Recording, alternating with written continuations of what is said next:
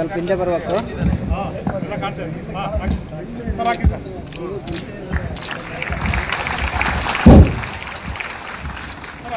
ಭಾರತದ ಭಾಗ್ಯ ವಿಧಾತ ಡಾಕ್ಟರ್ ಬಾಬಾ ಸಾಹೇಬ್ ಅಂಬೇಡ್ಕರ್ ಅವರಿಗೆ, ಭಾರತದ ಭಾಗ್ಯ ವಿಧಾತ ಡಾಕ್ಟರ್ ಬಾಬಾ ಸಾಹೇಬ್ ಅಂಬೇಡ್ಕರ್ ಅವರಿಗೆ, ಸ್ವಾಭಿಮಾನದ ಬದುಕು ಡಾಕ್ಟರ್ ಬಾಬಾ ಸಾಹೇಬ್ ಅಂಬೇಡ್ಕರ್ ಅವರಿಗೆ, ಸಂವಿಧಾನ ಶಿಲ್ಪಿ ಡಾಕ್ಟರ್ ಬಾಬಾ ಸಾಹೇಬ್ ಅಂಬೇಡ್ಕರ್ ಅವರಿಗೆ, ಡಾಕ್ಟರ್ ಬಾಬು ಜಗಜೀವನ್ ರಾಮ್ ರವರಿಗೆ, ಕೆಚ್ಚದೆ ಹೋರಾಟಗಾರರು, ಸ್ವಾಭಿಮಾನದ ನಾಯಕ. ಸಮೀಕ್ಷೆಯನ್ನ ಯಶಸ್ವಿಗೊಳಿಸಲು ಕೇವಲ ಮಾತನಾಡಿದ್ರೆ ಸಾಲದು, ಸಮುದಾಯದ ಜನರನ್ನ ಜಾಗೃತಿಗೊಳಿಸತಕ್ಕಂತ ಈ ಕಾರ್ಯವನ್ನ ಒಳ ಮೀಸಲಾತಿ ಸಮೀಕ್ಷೆಯ ಆರಂಭವನ್ನ ಇನ್ನೇನು 5ನೇ ತಾರೀಕಿಗೆ ಜೈ ದಿನ ಬೃಹತ್ ಮಟ್ಟದಲ್ಲಿ ತಮ್ಮ ಕರ್ನಾಟಕ ಮಾದಿಗ ಒಳ ಮೀಸಲಾತಿ ಹೋರಾಟ ಸಮಿತಿಯಿಂದ ಬಹಳ ಯಶಸ್ವಿ ಮಟ್ಟದಲ್ಲಿ ಸಭೆ ಆಗಿದೆ.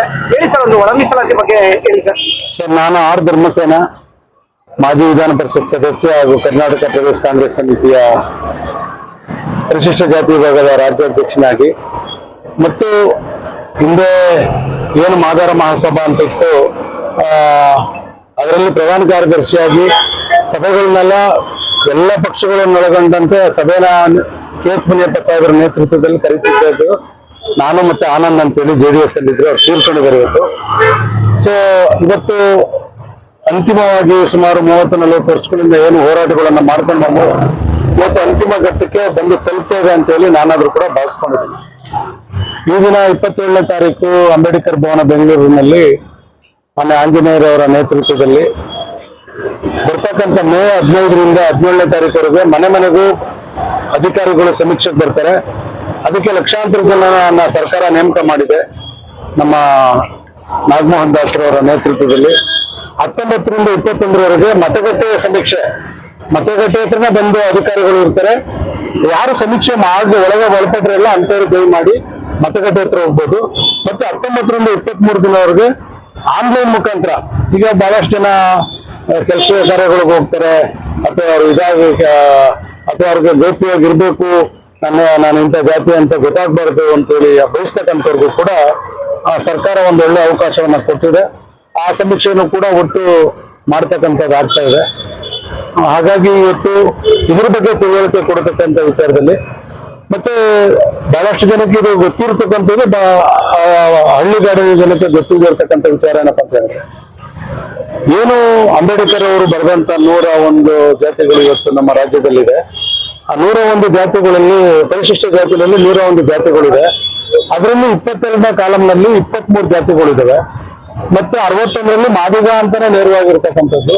ಅದಾದ ನಂತರ 94, 96, 97 ಕೆಲವೆಲ್ಲ ಇದರಲ್ಲಿ ಈ ವರ್ಗಕ್ಕೆ ಬರ್ತಕ್ಕಂಥ ಕೆಲವು ಜಾತಿಗಳು ನಮ್ಮ ವರ್ಗದವು.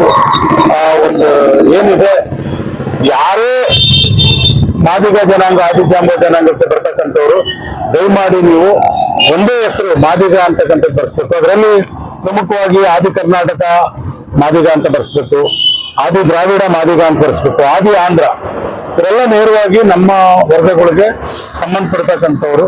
ಹಾಗಾಗಿ ಇವತ್ತು ಅದ್ರ ಬಗ್ಗೆ ಒಂದು ಸೂಚನೆಯನ್ನ ಕೊಡ್ಬೇಕಂತ ಹೇಳಿ ನಾವಾದ್ರೂ ಕೂಡ ಸಭೆಯನ್ನ ಮಾಡಿದ್ವಿ. ಸಭೆಯಲ್ಲಿ ಮಾನ್ಯ ಆಂಜನೇಯ ಸಾಹೇಬರು, ನಮ್ಮ ಚಂದ್ರಪ್ಪನವರು, ಮಾಜಿ ಸಂಸದರು, ಮತ್ತು ಕಡೆಯಲ್ಲಿ ನಮ್ಮ ತಿಮ್ಮಾಪುರವರು ಕೂಡ ಸಭೆಗೆ ಬಂದು ತಿಳುವಳಿಕೆ ಹೇಳಿದ್ದಾರೆ.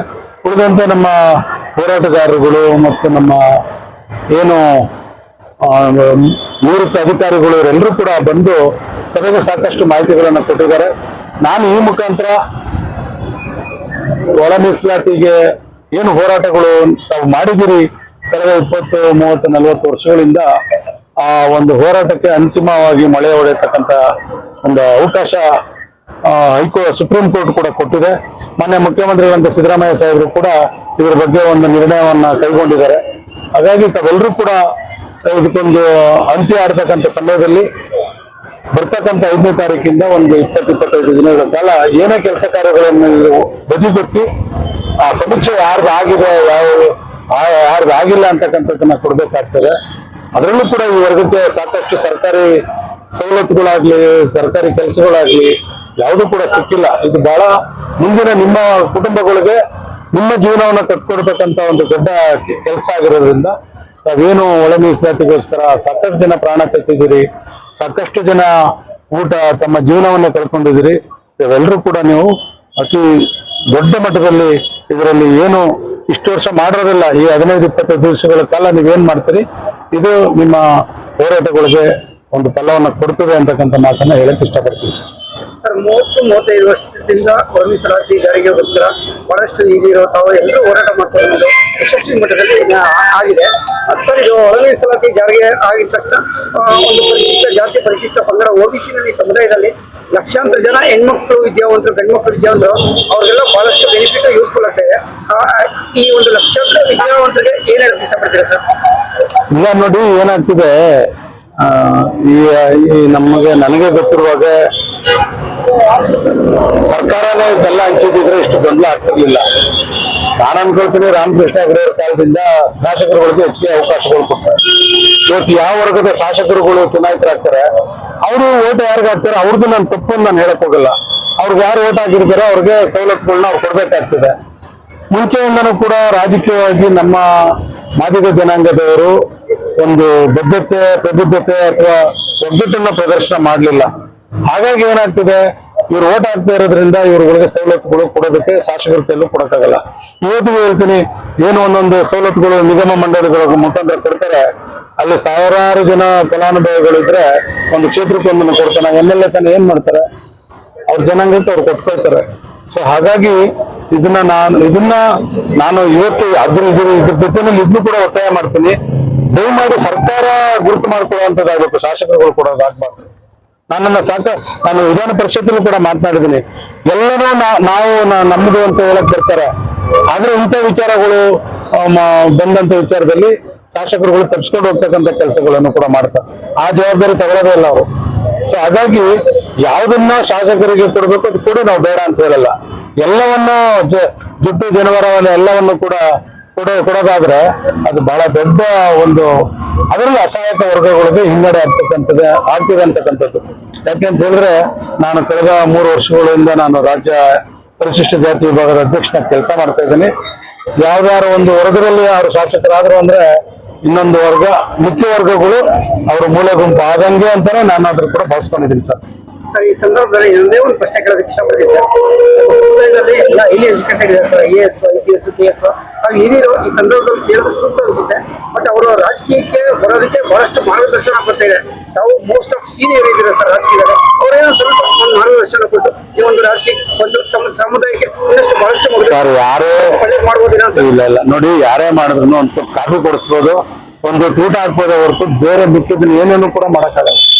ಇದು ನನಗೆ ಗೊತ್ತಿರತಕ್ಕಂಥ ಸತ್ಯ ಆಯ್ತಾ. ಹಾಗಾಗಿ ಅವರವರೇ ಸ್ವಾವಲಂಬಿಗಳಾಗಿ ಸ್ವಸಮರ್ಥದ ಮೇಲೆ ಜೀವನ ಕಟ್ಕೊಳ್ಬೇಕೇ ಹೊರತು ನಾವು ಸರ್ಕಾರ ಕೂಡ ಸವಲತ್ತಿಂದ ಅಥವಾ ಬೇರೆ ಇದರಿಂದೆಲ್ಲ ನಾವು ಆಗ್ತೀವಿ ಅನ್ನೋದು ಶುದ್ಧ ಸುಳ್ಳು, ಶುದ್ಧ ಮುಟ್ಟಾಳ್ತನ. ಅದನ್ನ ನೀವೊಂದು ಗೈಡೆನ್ಸ್ ಅವರಿಗೆ ಕೊಟ್ಟೆ. ನಾನು ಅದನ್ನೇ ಹೇಳ್ತಾ ಇದ್ದೀನಿ, ದಯವಿಟ್ಟು ಅಂಬೇಡ್ಕರ್ ಅವರು ಒಂದು ಮಾತು ಹೇಳ್ತಾರೆ, ಅವರಿಗೆ ಅವರೇ ಕಾರಣ ಅಂತ ಹೇಳಿ. ನಾನು ಯಾರ್ದೋ ಮನೆಯಲ್ಲಿ ಓದಿದ್ದೆ.